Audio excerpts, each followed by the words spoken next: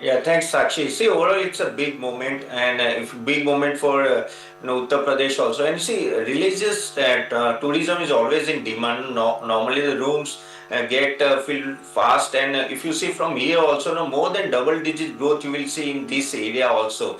Because of Ayodhya, no, you can see the tourism demand is going to stay strong for coming years.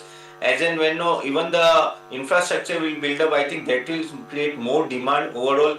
Ayodhya is going to be a major hub as such, and massive hotel supply is going to come near that Ayodhya, and we like major no, hotel industry companies like no Indian Hotels, ITC, even you can say that small or medium sized hotel companies are also no you can say that they are announcing their hotel chains there, and F&B also is going to go up, so footfall will go up and which will bring the extra revenue to all this hotel industry. Even the if you see the ticket booking, that is also getting boost. More and more trains are allocated towards that area, and even the buses and all that. So it's a whole economy which is going to get boost from here. And I think majorly maybe more than 20% growth you will see in this sector towards that area. And I think that will help UP overall to grow. And religious tourism is been there where no booking happens normally 4 5 months before only. So room rates are also on a higher side. So yes, it's a win-win situation for the whole tourism. And I think this will continue as and when the influence and the impact of Ayodhya will grow from here. Absolutely. Tapan, you rightly pointed out, I think the biggest tourism boost is going to be seen from the emergence of hospitality hubs there, with nearly 23 crore visitors that have already visited Ayodhya between January and June of 2025. By December, the total number of tourists this year alone is expected to touch 50 crores in Ayodhya as well. And this massive influx is driving economic growth, with tourism revenue also expected to reach now 4 lakh crore rupees in the coming years as well. In fact, remember, Chief Minister Yogi Adityanath has made tourism a core part of Uttar Pradesh's plan to become a $1 trillion economy by 2029.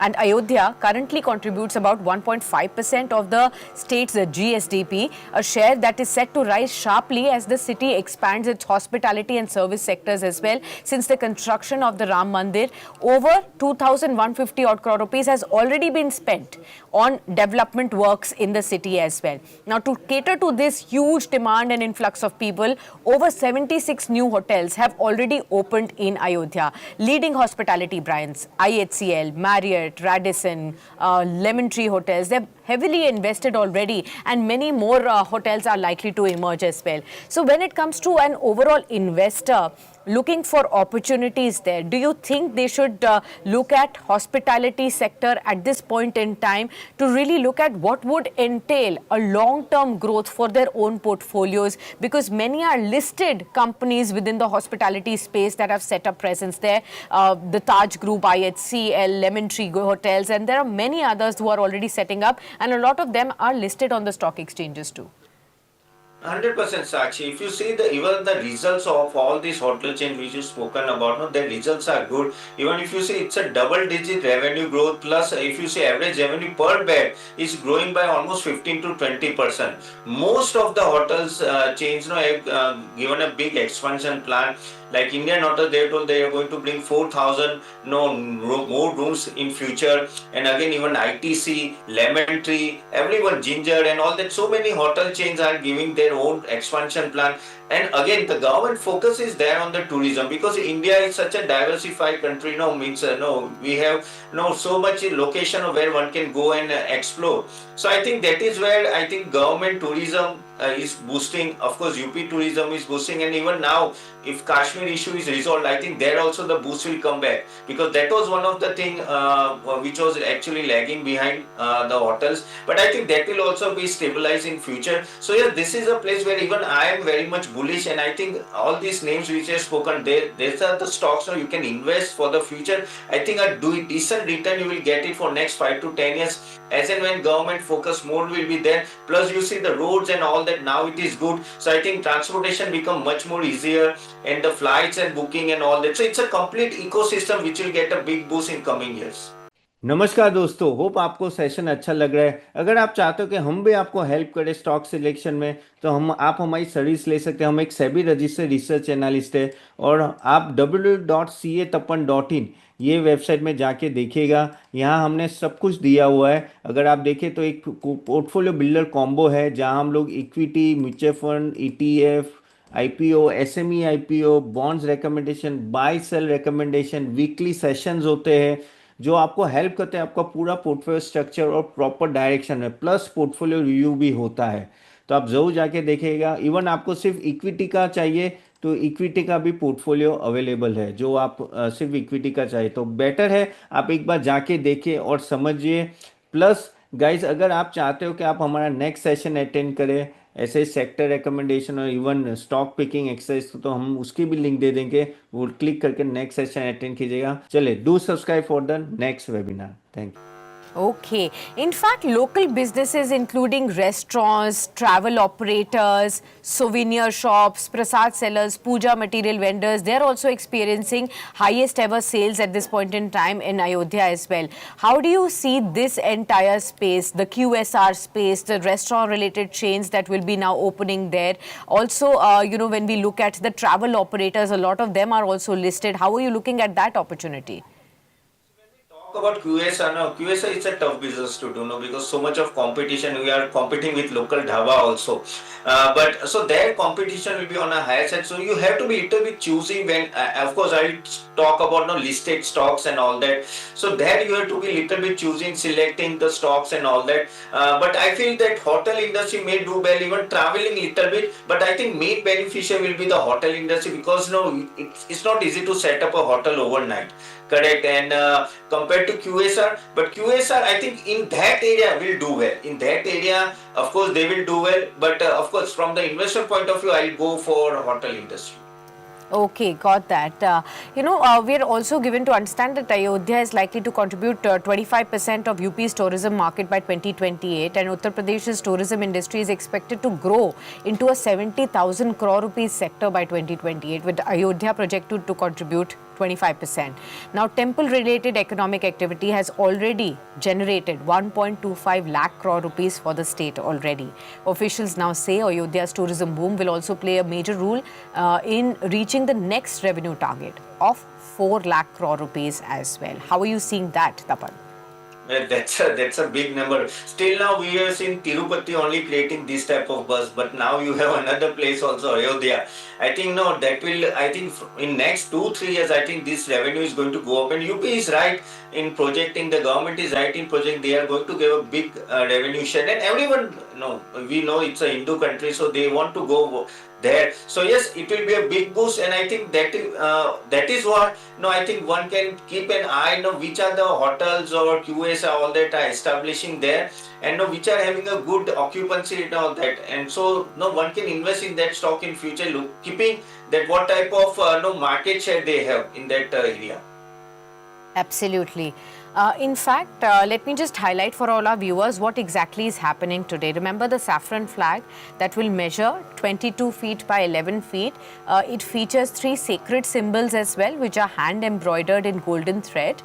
The sun representing Lord Ram's Surya Vansh lineage and eternal energy. The sacred Om symbolizing spiritual vibration, and the motifs of the Kovidar tree, which denotes purity, prosperity, and Ram Rajya. That will be hoisted today on the Ram temple, and that's what is making it all the more special in today's trading session. And you can actually see some of the key visuals there of some of the shots that we have picked up from our sister channel India Today.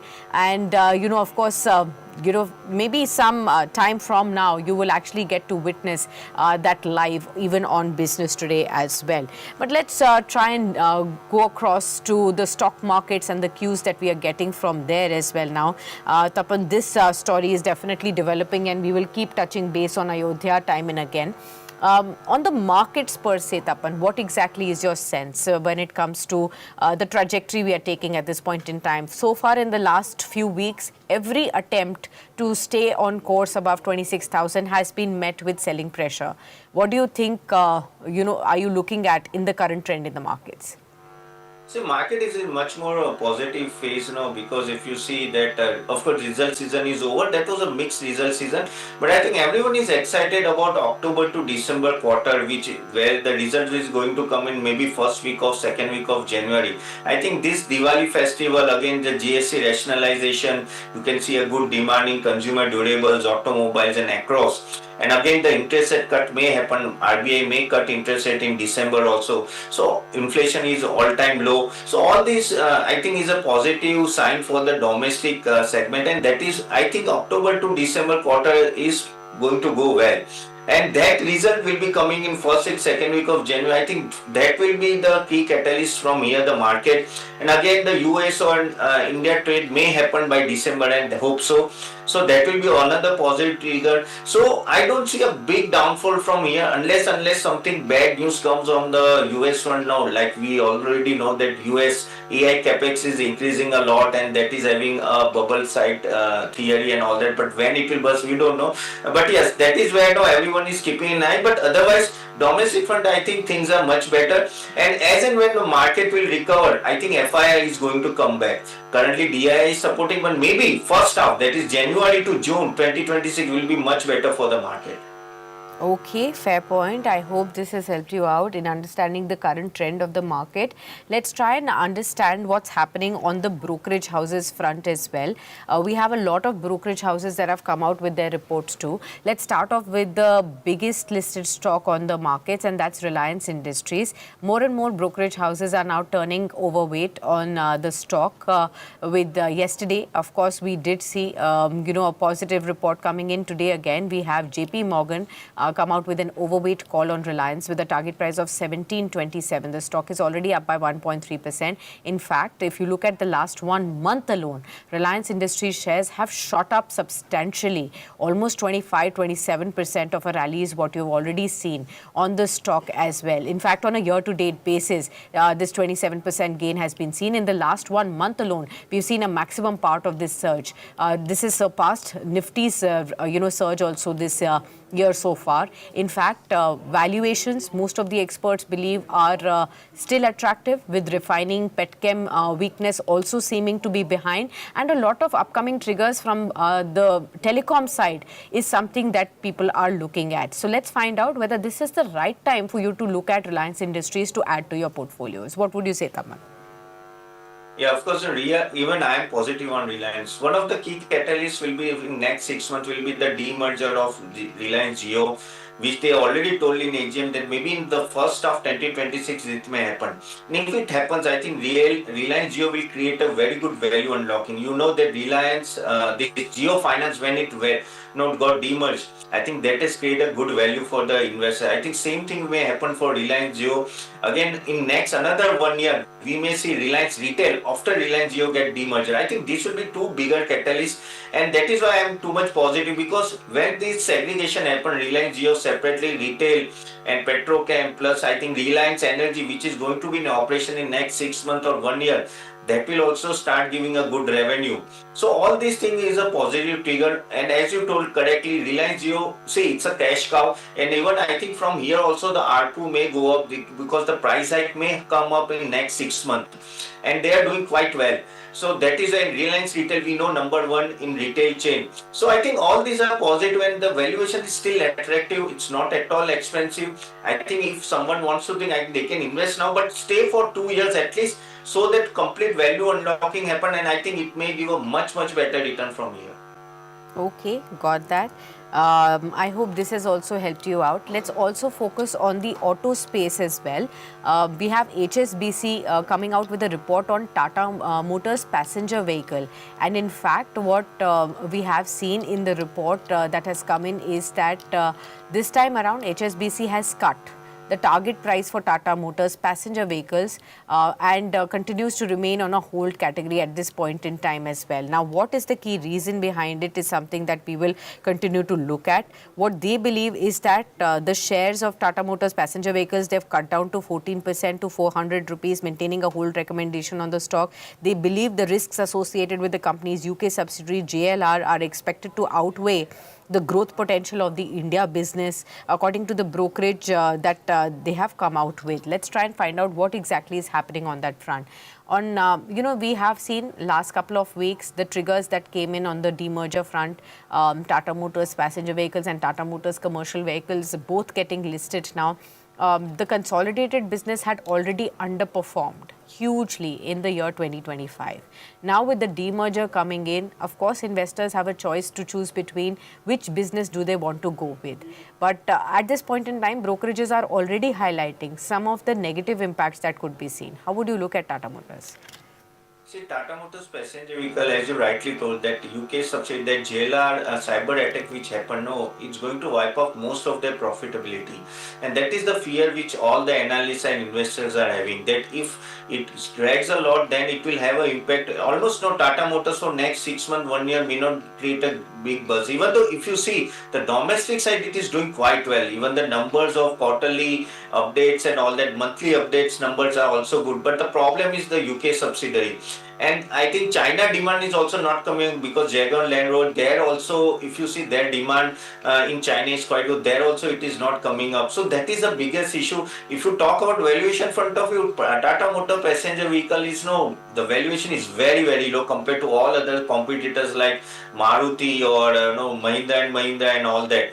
But the problem is still the clouds, over the, what will be the earning for Jaguar Land Rover, because they are the cash cow for the Tata Motors. So that is the problem. Even I think from here one has to watch the next quarter result and then only take a decision, because I think it will take time to recover. Compared to that, I feel that Tata Motor commercial vehicle is much more better poised.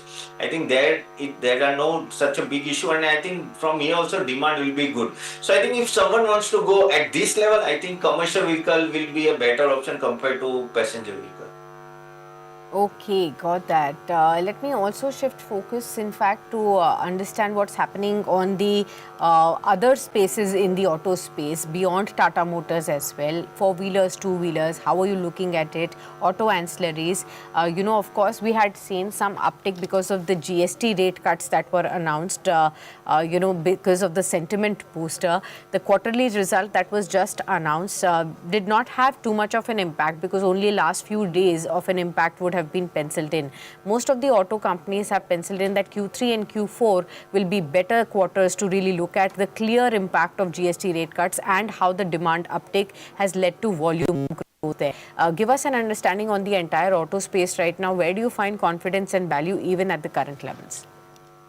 I think Sakshi, this is the best last 6 months of auto industry I ever can have. Now, because after GST rationalization, you see the big rally coming in all four-wheeler, two-wheeler. And as you rightly told, I think next quarter three, quarter four, it may continue, because GST rationalization will take time, and slowly and gradually, people may buy more. I'm more bullish on two-wheelers. Like a TVS motor, Eicher today already touched all-time high. Even if you want to take value pick, Hero Honda and I think Bajaj Auto gives a good value. It's like a value pick because their valuation is comparatively lower than TVS and Eicher. And if you want to go for four-wheeler, I think M&M and Maruti is a better option. But still, of course, one can argue this stock has gone up a lot. But I think still the room is there. And I think these are the stock in a category where you can buy at dips. Now, if the automobiles goes up, auto ancillary cannot be behind. They will also grow. And no, but you have to be focused, because auto ancillary, there are too many companies, and you have to focus on which are focused on EV and specialized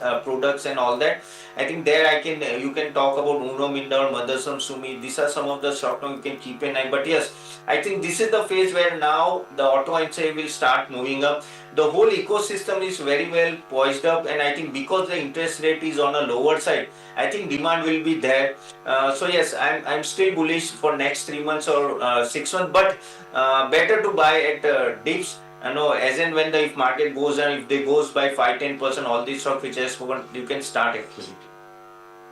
Okay, got that. Let me now shift focus to the oil and gas sector, viewers, especially India's oil marketing companies, that is IOC, HPCL and BPCL, where you go to fill your petrol and diesel on an everyday basis as well. What's the outlook here particularly? Well, these have actually gotten a downgrade by brokerage firm Investec in its latest note. Now, what Investec believes is that the market appears to be overlooking a key risk for these companies, because remember, just before this report came in last couple of weeks, a lot of people were turning bullish on the OMCs, looking at the benign impact of the crude oil prices and the opportunities going forward. But what has Investec said? They are saying that although Investec has downgraded HPCL, BPCL, IOC to sell from hold earlier, it has left the price targets on these stocks unchanged to 425, 330 and 145 respectively. Now the price targets imply potential downside of 8% each for HPCL, BPCL and 12% downside for IOC. Now, the brokerage firm Investec has written that investors' interest has seen a sharp surge in OMCs along with simultaneous rise in refining margins. Singapore gross refining margins have doubled in less than 2 months to $13 per barrel, according to the brokerage. But since October 2025, the shares of these companies have also risen anywhere between 20 to 25%. But the market, according to Investec, appears to be overlooking the risk of diesel cracks. The profitability of these OMCs is far more sensitive, it says, to marketing margins, which, according to Investec, have weakened materially. They believe, despite the crude oil prices remaining soft, the same diesel cracks that are aiding the refining margins have now pushed the diesel marketing margins into negative territory from around 4 rupees to around 4 rupees per litre earlier. Now, just remember, we'll try and understand what this really means. How would you assess the OMC market at this point in time, Tapan? What do you think are the key risk factors? What should investors know if they are heavily invested into OMCs?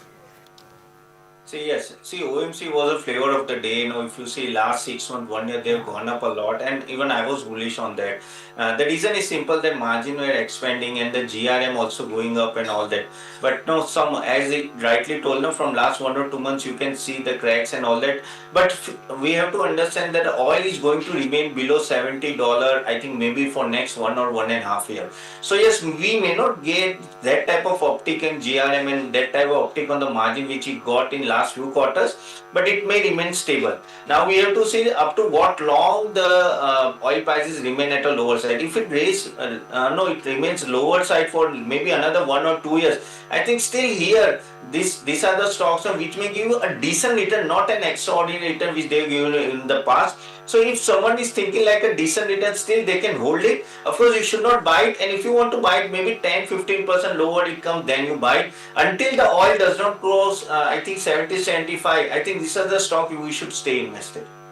These are the stocks you should stay invested in. Okay, got that. Apart from this, Tapan, would you be able to share any of the other key areas that you're turning bullish on in the current position in the markets? Because we have been seeing a lot of volatility. Where exactly are you finding comfort? I think the comfort is coming on NBFC. NBFC, if you see, still the interest rate go down, and that will increase the net interest margin. Of course, all this stock has gone up, but I think there still legs are there. The rooms is there, so that the stock can go up. Like some of like Bajaj Finance, even like Muthoot Finance, and you can say that L&T Finance. Now, all this stock I think still may go up, and net interest margin may improve. Even the banks, if you want to go, I think PSU banks still are much more favorable. The valuation also on a lower side. If you want to take SBI, Bob or PNB, I think still the valuation on a lower side compared to private banks, and still I think that credit growth in banks will be in a much better compared to the private banks. So that is another place. And the defense play. Defense play, I know it's quite fluctuating, the earnings season and all that, but I think from here you can Mazagon or HL, you can think about it. Yes, absolutely. You rightly pointed about the defense space, because we had been seeing some upticks of late, but at the same time, there is a lot of worry whether these valuations will again sustain, or is there room for further upside from these current levels as well. The index is up by 0.7%, HAL, BEL, even the shipbuilder stocks that are higher in trade today. Any space that you still believe is good enough to continue accumulating via SIPs? Yeah, I think defense is one of the space, no, because where you can do, or if you don't able to understand defense, you can buy ETF also, defense ETF. That will be also good option for next 5-10 years. But yes, this is a space I think you can do an SIP. In another space we earlier discussed, tourism. I think that where hotel industry, I think that is also one space, no, where you can do an SIP. Even I will go another one is the hospitals. Hospitals also, I think they will have a good mega trend coming in coming years. नमस्कार दोस्तों, hope आपको session अच्छा लग रहा है। अगर आप चाहते हो कि हम भी आपको हेल्प करें स्टॉक सिलेक्शन में, तो हम आप हमारी सर्विस ले सकते हैं। हम एक सेबी रजिस्टर्ड रिसर्च एनालिस्ट है, और आप www.catapan.in ये वेबसाइट में जाके देखिएगा। यहाँ हमने सब कुछ दिया हुआ है। अगर आप देखें तो एक पोर्टफोलियो बिल्डर कॉम्बो है, जहाँ हम लोग equity, mutual fund, ETF, IPO, SME IPO, bonds recommendation, buy sell recommendation, weekly sessions होते हैं जो आपको हेल्प करते हैं आपका पूरा पोर्टफोलियो स्ट्रक्चर और प्रॉपर डायरेक्शन में, प्लस पोर्टफोलियो रिव्यू भी होता है। तो आप जरूर जाके देखिएगा। इवन आपको सिर्फ इक्विटी का चाहिए तो इक्विटी का भी पोर्टफोलियो अवेलेबल है। जो आप सिर्फ इक्विटी का चाहिए तो बेटर है आप एक बार जाके देखिए और समझिए। प्लस गाइस, अगर आप चाहते हो कि आप हमारा नेक्स्ट सेशन अटेंड करें ऐसे सेक्टर रिकमेंडेशन और इवन स्टॉक पिकिंग एक्सरसाइज, तो हम उसकी भी लिंक दे देंगे। वो क्लिक करके नेक्स्ट सेशन अटेंड कीजिएगा। चलिए, do subscribe for the next webinar. Thank you.